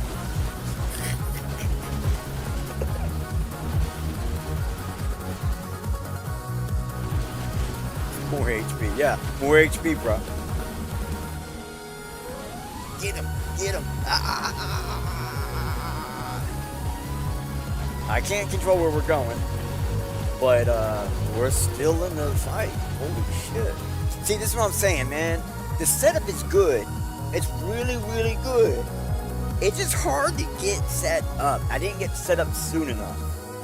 So I didn't get to the boss soon enough. I was kind of lollygagging. I was talking. Goofing off.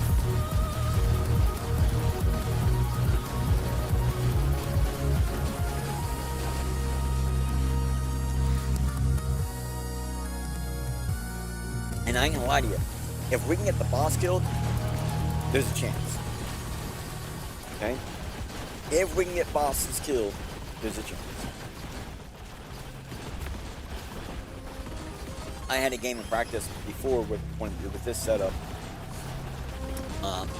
Although I had thorns, not armor at the time. Where it was like this, and I had the bosses out or whatever, and then finally, like, just going like this, like just being pushed around. I eventually accidentally killed him, and after about 10 minutes, I ran into the portal, and I was like, oh, there it is. I was like, click the button as we were passing by it. I'm gonna try again with him. Black Fox, bro, is like, and we got black metal, like, we might have, well, it's actually speed metal. We're doing this. We're leaning into the Black Fox. Let's hope we get a holy book. See, this guy's actually holding like a holy book. So let's hope we get the holy book, because the holy book's really fucking good. Oh, I love this song too. Hold on. It's got a good violin section. Or nothing.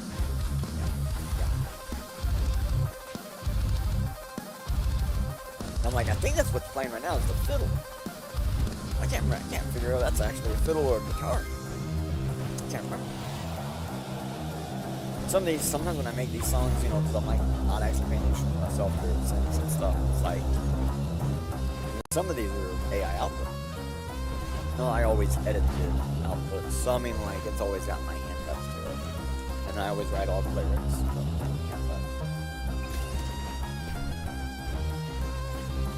So, all right, we're playing a game. Let's talk about the game, because I don't know if you guys have been noticing, but I do this thing where I jump, and right before I hit the ground, I hit slide, and I slide for about a half a second, somewhere between 1 and 3 frames, and then I jump again, and we get this push of momentum slowly, eventually. And as long as I am turning while I do that, oh, guess what? We get speed.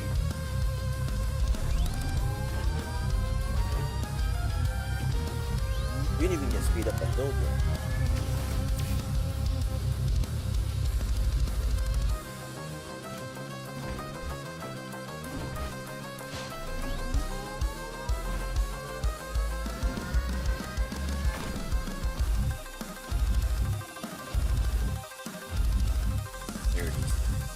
Listen to that, look.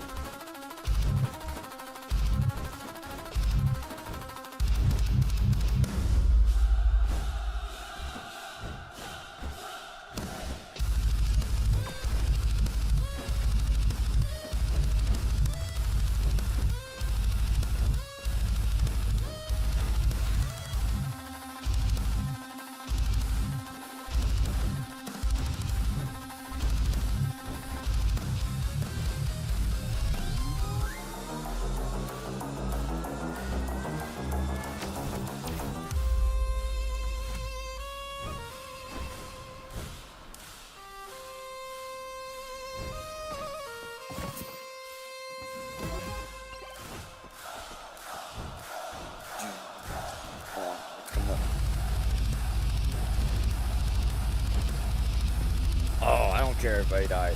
We're going back. We're gonna get Chad. We're gonna do an actual. We're gonna do it again. We started off with Mega Chad. We'll do another Med Chad. Let's do it with Mega Chad, motherfucker. You notice this is one. Okay, there's only like all these are done. Got one left. Got all of them left. Okay. So, sorry. This is where we're at. Only one way to get better, and it's going through it's putting your head against the wall and just pushing through, trying, and do it.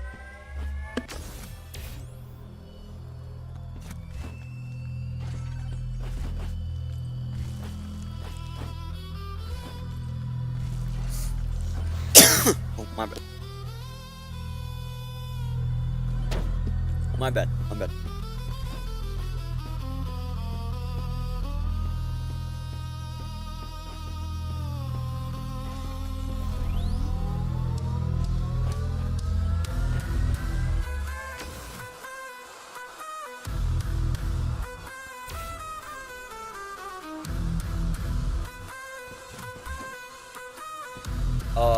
There's a pot right there.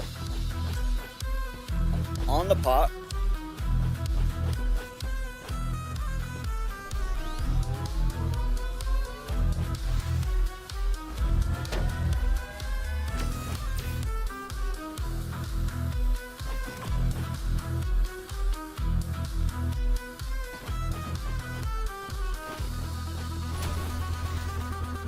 Ooh, shot it.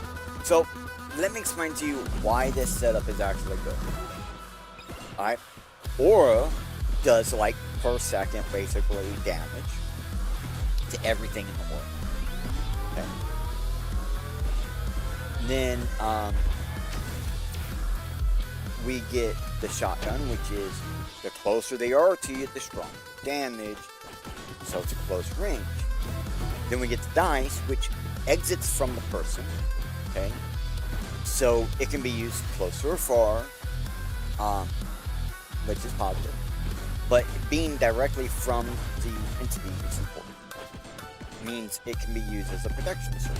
Kind of like the shotgun, at the same time, it can be used like a shield. If we get enough quantity, it can like literally just shoot anything as it gets close, right? So the ideal is to get the quantity high enough to where dice and shotgun become a shield measure, while aura is also a shield measure. Now, dice has this unique property where when dice hits anything, it rolls a dice, and if the dice that it rolls hits on 6, the crit chance of dice increases. So it slowly increases its own hit chance, and then you end up with like hundreds of percent hit chance or crit chance on dice, which then like dice that have 0 damage can end up doing like tens of damage, which then you get dice up to tens of damage to do hundreds of damage. You know, and it's like it just extrapolates quicker. And then the way that works is, well, the more quantity you have, the more chances of 6 you have. It's kind of like a Bitcoin miner by throwing dice. Well, that's kind of how Bitcoin mining really works. It's exactly how this character, like, how not just this character, but how the dice system in this game works. That's actually how Bitcoin mining works. That's a good way to describe it. If it hits 6, boop, you get crit chance. Okay? And the more those you throw at a chance, the higher that crit chance get. And then getting a block is like basically getting a full crit. That's a good way, that's a neat way to explain, right? So, that's the whole point. Now, when we're using this character, we get an extra slot to choose from. We choose the blood mark. We could choose the lightning. We could choose other things. Brain is thinking, give me a second. And the reason why I always choose blood mark is it's another hit point, like it's not from the character, so it immediately applies to characters anywhere, and it has a chance of stealing health as it does damage. So, yeah, right? Duh. So, I mean, like, that's why. Lightning one is really good to get too, for the fact of, like, it applies directly onto the character, but it has duration. Now, I think they both work with duration, so, like, the higher duration is the higher chance of, I think, the possibility of getting more life steal or something. I can't remember. I know life steal you get over 100%, you have more, basically it's like having, like, a number allowance of how many times you can life steal at the same time. And having over 100% is by every 100% you have another chance.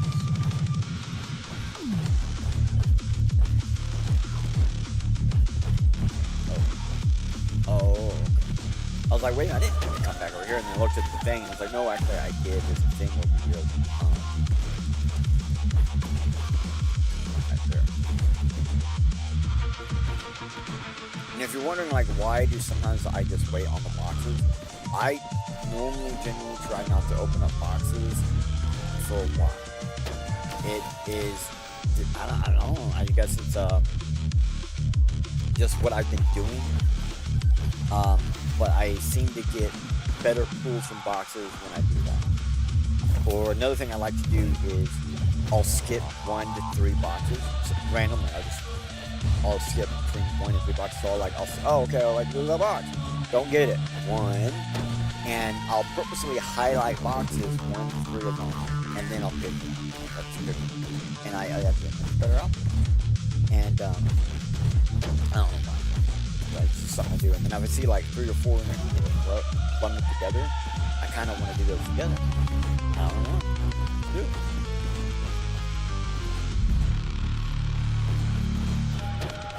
I couldn't exactly see, so I was like, just spam it. Fucking spam it.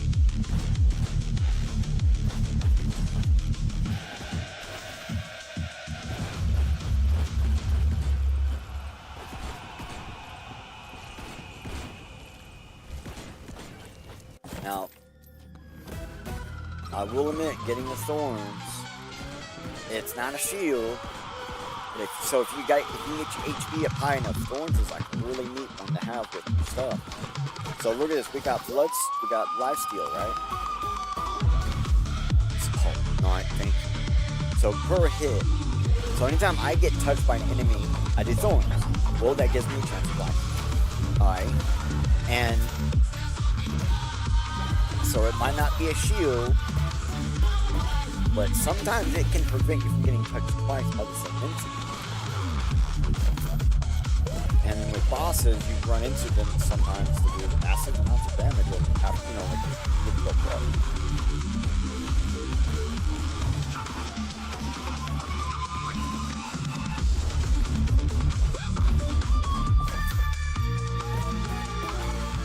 One of the reasons why I like the Athena, because she has natural thorns. And I just do the same with her, I just run into everything. I love it. Some of my favorite characters, her, Ninja, this guy, Nelly, and Dyson. Those are my favorites. I like a lot of the characters too. I probably have a smaller, I don't like list of characters. I don't really care for the guy on the skateboard. I don't like the way he moves around. I don't like the skeleton, the guy. I'm also not a fan of the monkey, but I do sometimes use the monkey to goof off, and I do have a lot of fun. You know what? We might just do him. If we get a good set of, if we get a good round, we'll go play him. Okay? If we get a good round, we'll go play him. Even if we don't go through it, if we get a fun round, I'll go play him. But I'm not gonna fun round. If we're not gonna get any further, we're just gonna have some fun. Fuck it, let's try some fun. Go ahead. I got 15 rounds. So we have a good round. Might either last the whole 15 rounds.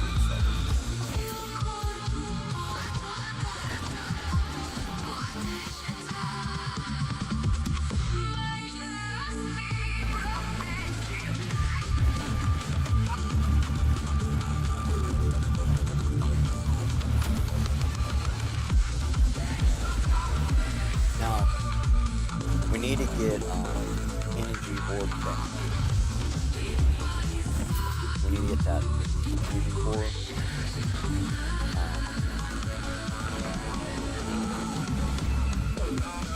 We got Bob. That or Bob. Bob's another one to get.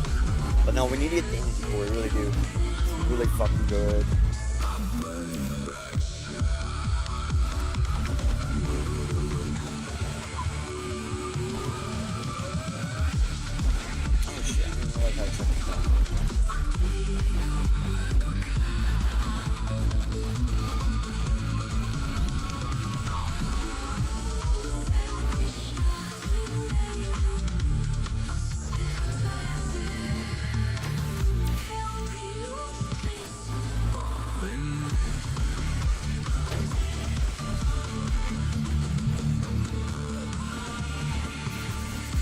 If you're wondering why I keep hitting those things that give me more bosses to fight, I have to get used to it because I gotta do a thing with the ninja eventually where we have this many bosses through, and we go through and we defeat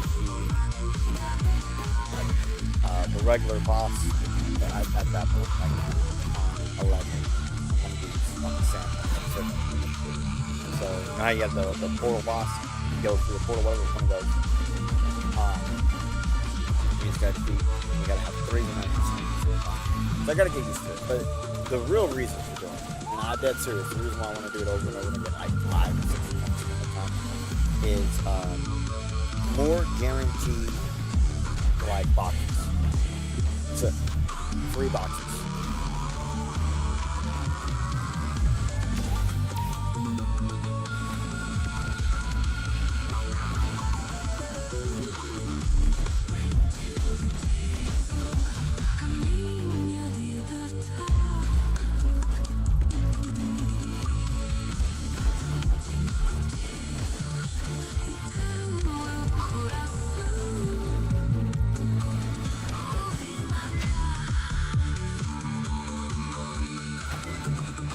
Damn, that's the one I was afraid of losing. But I was like, I need to get the XP. I need XP. Shit. Shit. Brr. Man. Like, I got nothing to hide behind on that thing. Oh! I did not mean to even... I clicked on... I don't even know what I clicked on. Oh, that sucks. So, I don't know. I have a clue what I'm about to get. Let's find out. Ice. Okay. Okay. There's nothing wrong with that. I lost a little bit of evasion for some ice. Nothing wrong with that. Oh my god. Ooh, yeah. Yeah, that's why I was saying yeah, because I just... Yeah. That. Yeah. 20% off the top. Alright.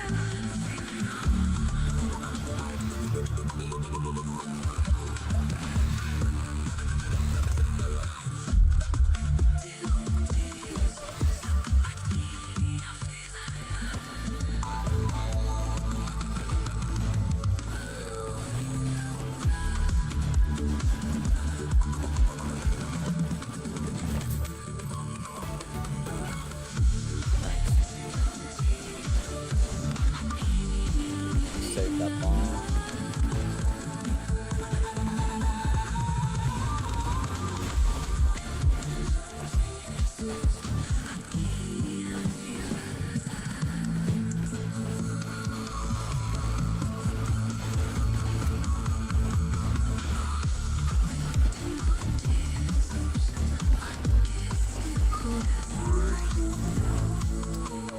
I was trying to break the pot. Oh well. That's good, right?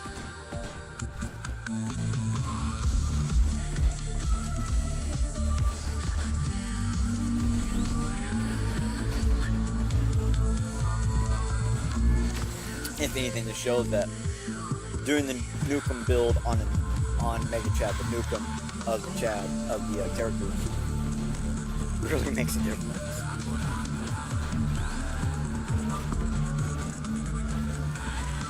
It basically doubles your life steal and doubles the chances of increasing your health. And we have Blood Mark. Oh, not Blood Mark. We have this axe thing. I didn't even notice we had that.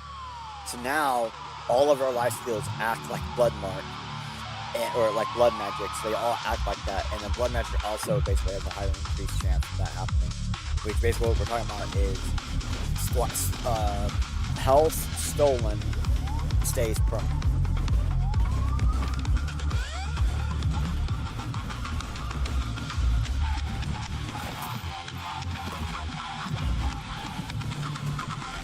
Or I guess it's a 5% chance of when you steal those life from killing enemy guys. Your actual health just stays with like a fucking HP. Really fun.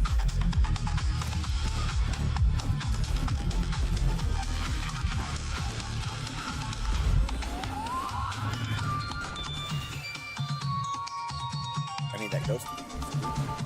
Like I was really wanting the speed a little bit, but I was like, you know.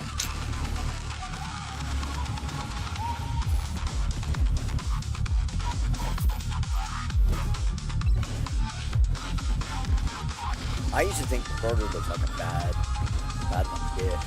And then like I was having a bunch of games where I was playing just the very first level. and I'd get to a point where, you know, I got all the ghosts and stuff coming at me and stuff. And so, like, the burgers were keeping me alive. Like, I was in a corner, I couldn't move, and I found out, well, if I just kept jumping, I would eat burgers that were laying on the ground. And so just sitting there going like this was keeping me alive. And I was like, man, how many burgers did I have? And I had like 5 or 6 stacks of the burger thing, which means like you have a higher, you know, just get more droppings or each kill or whatever.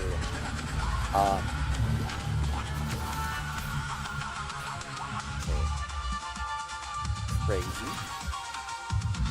We're just gonna keep rolling into that. Wow, I'm surprised I survived that. But yeah, it just ends up being like, whoa, did I just use something and not realize I had that thing? Did I have the hourglass? Rodado or whatever it's called? I didn't think I had it. I must have, because it's in action, right? Let's see. Opportunity. Yeah, stop shield. I got some armor already, which now just increase a little bit more. Next time I see an armor, can't grab it.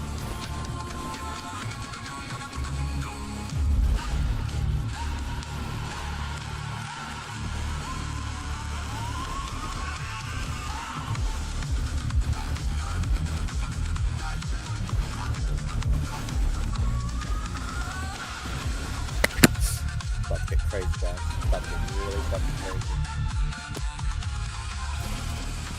Yeah, just an extra experience. Increase level a little faster. And really just more experience on the ground. Alright, getting that knockback there.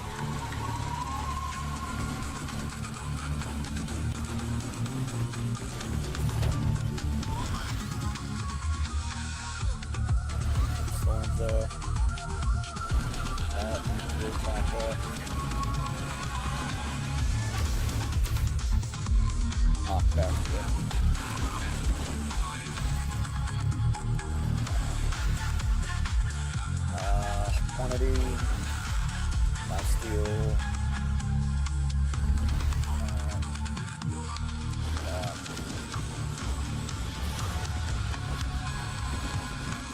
I'm all over the map. Not good.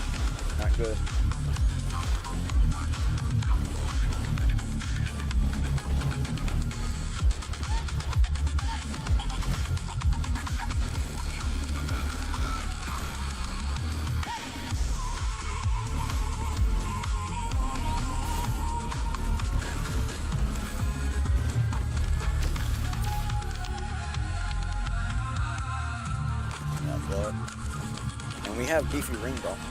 Yes, we do. So getting more HP does increase attack power. So every 100 HP we have increases 20% of our attack power. Well, increases our attack power by 20%. And so obviously having a whole lot of that stacked real fast, I would be really nice. But anyway, that stuff is really good. So getting 500 HP is really good. Like for example, we just reached the 300 over line, and now we can use their attack by 20%. Again, nice.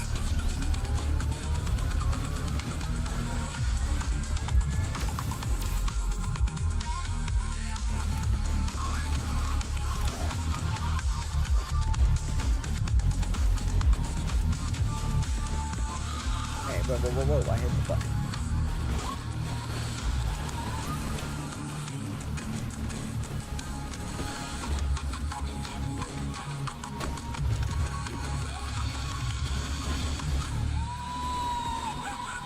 You guys saw what I saw, but I saw the portal.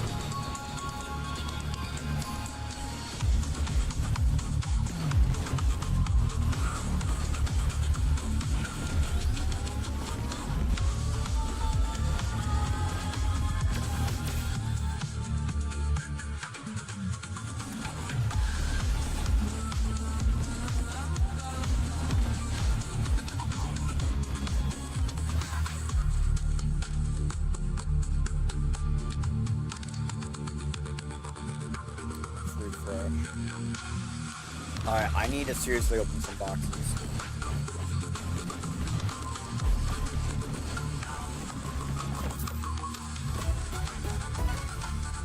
Thank you.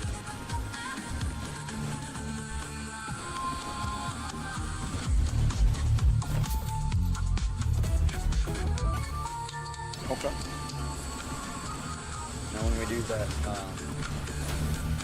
that thing right there, a little bit of extra, because we're going a little bit faster when we do that, we have to increase our attack count.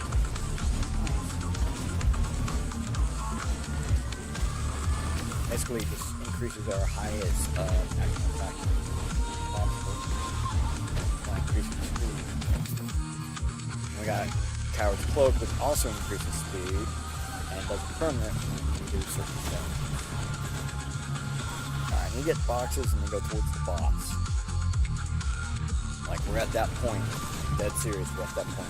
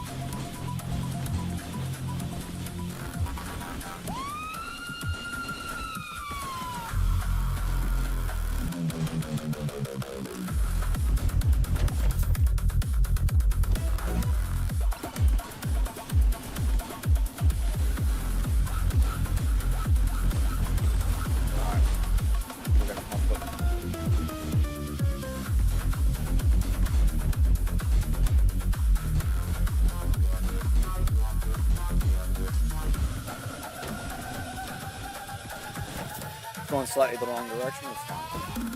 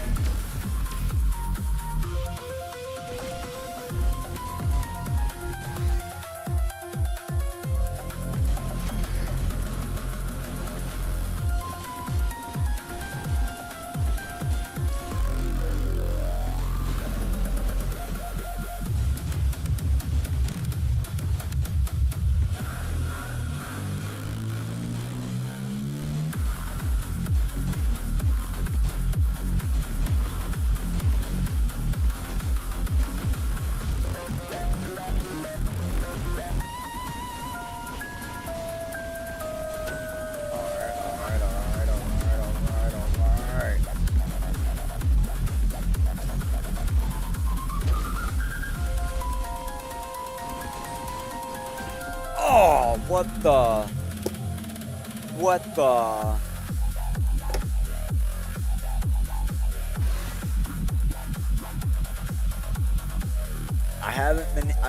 Lately I've only been hitting the top 30, so I'm, this is about not as good as it could have been. Look at that blood mark. Highest DPS was blood mark.